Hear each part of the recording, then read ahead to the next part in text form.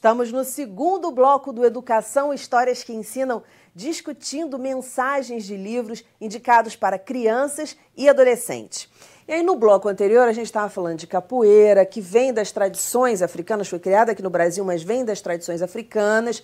E aí como é que é a sincronicidade da coisa? Tatiana acabou escolhendo um livro que fala das tradições africanas. Conta um pouquinho pra gente essa história, Tatiana. Então, Dani, o livro que eu trouxe é esse, Os Príncipes do Destino. Que linda essa capa, hein? É linda, né? A Rainha das Águas, né? A Iemanjá, que é um orixá bastante celebrado aqui no Brasil.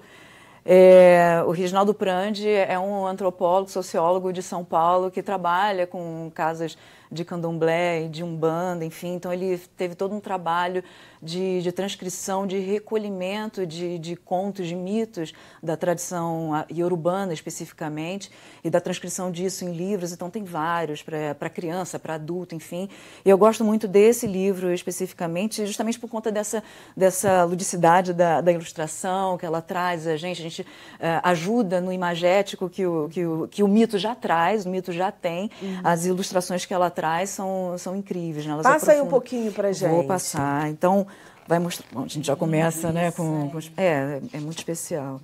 E vai mostrando toda a questão do imaginário da cor das pessoas. Já começa aqui, né? Com essa cor marrom que relembra o mito do barro, de onde nós viemos, né? Que dentro da mitologia iorubana nós somos feitos de barro também, modelados por uma divindade, enfim.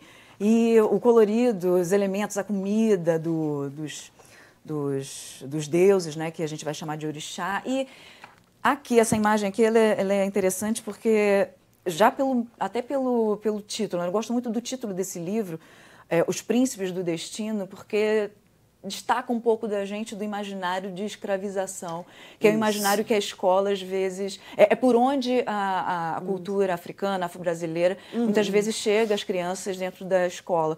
E é um imaginário que é criado, que é justamente levando para um lado negativo do que é ser preto, do que é ser negro no Brasil. Isso é muito interessante, você está falando, só dando uma pausa. Num programa que eu gravei aqui, uma das convidadas trouxe a história da Dandara, que os historiadores dizem que não existiu, alguns dizem que existiu, que teria sido a companheira do Zumbi dos Palmares, e que ela era uma princesa e tal, e a pessoa falou exatamente isso, e é verdade. Na escola a gente aprende só esse lado triste, esse lado pesado, negativo, da questão da escravidão, mas a gente não estuda que muitos eram príncipes, reis, princesas que vieram para cá, e a história deles a gente não fica sabendo. Então, essa questão da Dandara, inclusive, acho que vai nessa mesma pegada do mito, né? Independente se é verdade ou não, ela estabelece a relação das pessoas, da criança branca, preta, indígena, enfim, amarela, ela estabelece outra relação dela com essas figuras, né? Com essa ancestralidade. O que você trouxe para a gente, Lúcia? Então, eu trouxe a coleção Portinari para Crianças, que eu escrevi, e essa coleção tem uma particularidade porque ela tem o livro para criança e o livro para o professor. E, na verdade, ela é voltada para a escola, né? Então, ela tem, assim, essa, por exemplo, que fala sobre a festa na floresta brasileira, ela é para o 3º ano do ensino fundamental. E aí, depois, vem para o 4º ano do ensino fundamental, Riquezas do Brasil. Sempre assim, o livro do aluno, o livro do professor. E para o 5º ano, Histórias do Brasil em Traços e Cores. O que eu acho interessante assim nessa coleção, na verdade, foi uma proposta muito difícil de criar, porque a editora pediu o seguinte para mim: olha, Lúcia, você tem que trabalhar com os quadros do Portinari e criar uma história a partir dos quadros, mas os quadros têm que se encaixar e tem que ter um fio narrativo. Eu falei, gente, como eu vou fazer isso? Porque você tem que pegar o quadro de um artista que tem uma importância enorme na história da arte do Brasil, né? Para mim, o Portinari é Brasil puro. E eu já tinha tido uma relação com a história do Portinari, porque eu já tinha escrito sobre ele na minha coleção Brasileirinhos, que eu escrevi contando a história dele. Na coleção Brasileirinhos, eu começo a contar só a história do Portinari. Eu começo a contar quando ele nasce. Ele nasce numa cidade de Bradóski, em São Paulo, e eu digo que nesse dia um arco-íris apareceu no céu e que as crianças começaram a correr alvoroçadas porque elas descobriram que no final do arco-íris elas iam encontrar um pote de ouro. E quando elas chegaram no final do arco-íris, elas chegaram na casa do Portinari e ele estava nascendo. Já era a paleta de cores dele, olha eu viajando olha só, aqui. Na verdade foi isso. E eu termino justamente ele morrendo e sendo levado pelo arco-íris de volta para o céu. Então eu faço essa ponte com ele. Então essa era a minha relação com o Portinari. E aí quando eles me convidam para escrever, eu falei, gente, eu vou ter todo o medo do mundo de falar desse homem que para mim, ele, nesse tempo que a gente ouve tanto falar mal do nosso país, né, as coisas estão aí sendo colocadas, por que não falar para as crianças dessa beleza, desse país tão rico, essa riqueza tão linda? Isso é preciso ser falado sempre, em qualquer idade, em qualquer momento. E por que não mostrar a obra desse homem? Eu nem sabia tanto, apesar de ter escrito sobre ele, ele tinha uma adoração pela flora e pela fauna do país. Então, ele tem quadros que ele pinta a flora e a fauna assim, muito fortes. E é justamente isso que eu começo a contar isso. Mas a grande dificuldade, eu acho que a grande sacada da coleção é justamente essa. É unir, né, esses quadros. Eu vou mostrar.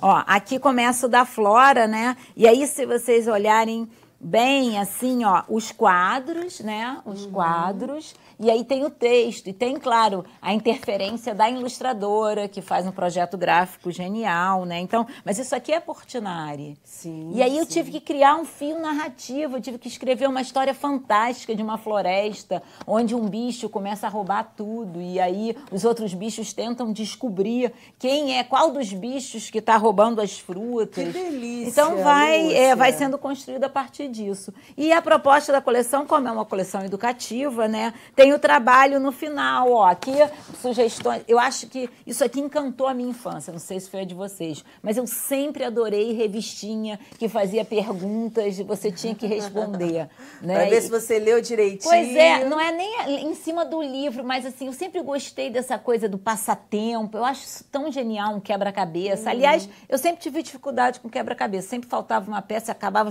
destruindo tudo. Mas só aquela montagem, eu acho que isso mexe tanto com a cabeça da criança. Então, é uma proposta de brincadeira. E o que eu vejo também na coleção é que o professor tem muita dificuldade em trabalhar o livro, às vezes.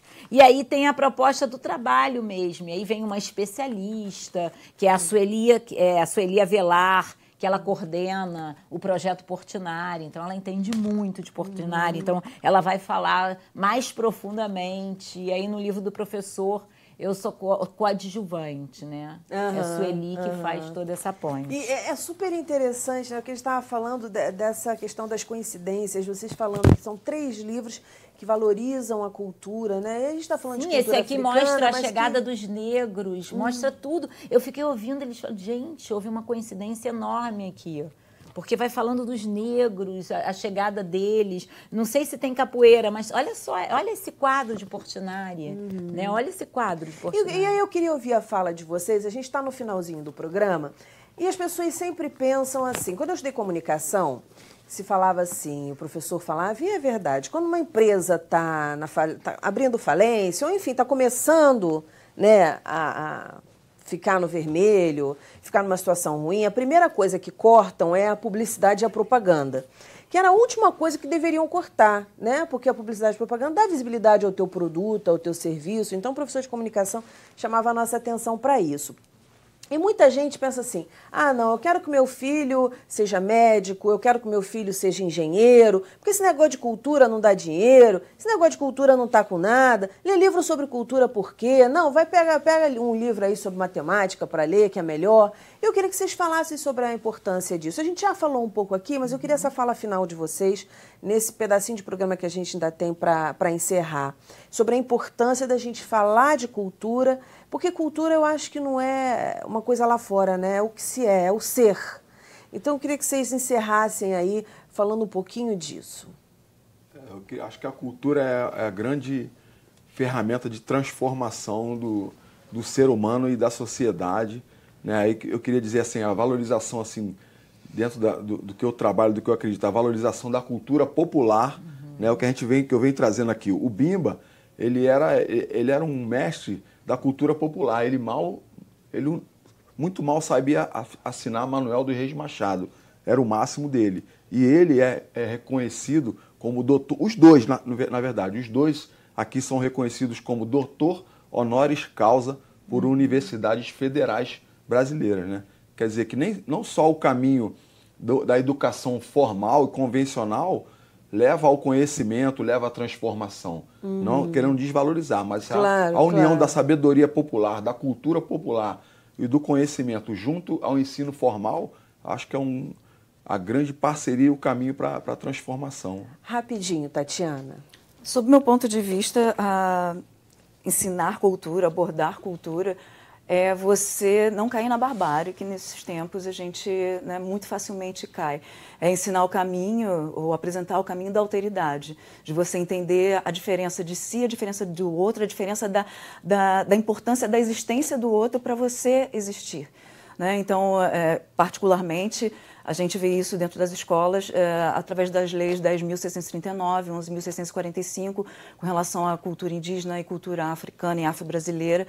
Então, no momento que a gente vive, essa discussão ela é essencial, porque senão a gente cai no abismo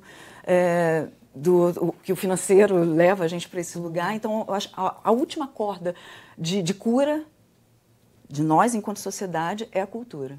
Essa é a nossa capacidade de produzir, de ser cultura, né? De nos reinventarmos, porque assim como essas culturas, elas se reinventam, cultura preta, cultura indígena, ela se reinventa dentro da cultura branca, né? Apropria-se, antropofagiza, né? Tudo que ela vê ali e relê e traz de volta e diz, olha, existimos e temos esse direito a resistir, a persistir, a existir, né? Eu acho que é isso. É o que nos diferencia dos demais animais, vamos dizer assim, né? Essa capacidade de se reinventar, de criar, é o que nos faz humanos, é o que nos faz humanos, produzir a diferença. Exatamente. Lúcia. Eu acho que a cultura é a resistência, né? Eu acho que a resistência ela tem que estar presente nesse momento e em todos. E acho que essa questão do ser criativo, nós somos seres criativos e não podemos acabar com isso. Puxando, claro, para o lado que é o que eu trabalho, eu acho que a escola, e quando eu falo escola, eu falo da universidade também, como você mesmo disse, né? Não importa se você é letrado, importa aquilo que você tem de conteúdo. Às vezes você é super letrado, mas e a sua essência, tá onde, né? Como é que você desperta isso e mostra isso? Eu acho que muitas vezes a gente precisa atentar para essas questões, as questões culturais dentro da escola e dentro da nossa sociedade, como é que elas são feitas, como é que elas são produzidas, elas vêm mesmo da nossa essência ou é uma coisa estabelecida como regras? Temos que falar sobre isso, temos que falar sobre aquilo, temos que falar... Não, a gente tem que falar sobre o nosso desejo. Eu acredito muito nisso, nas emoções, nos sentimentos. Eu acho que as escolas, né, sejam da vida ou as escolas tradicionais, elas precisam falar sobre essas questões. A gente precisa olhar atentamente para o ser e parar de olhar para o ter. A nossa sociedade adoeceu por completo e eu acho por causa disso. E a cultura me diferencia nesse sentido. Gente, muitíssimo obrigada pela participação de vocês no programa. Parabéns pelo trabalho e sucesso. O nosso programa fica por aqui. Na segunda-feira que vem nós temos encontro marcado às 9h da noite. Educação, se você não se envolver, não rola. Dias felizes, paz do eu e até lá.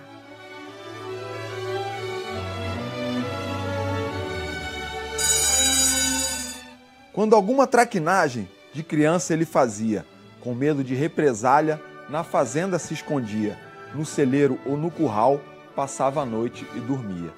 E se o frio apertasse, uma tática ele tinha. Deitava junto aos carneiros e ali mesmo se mantinha.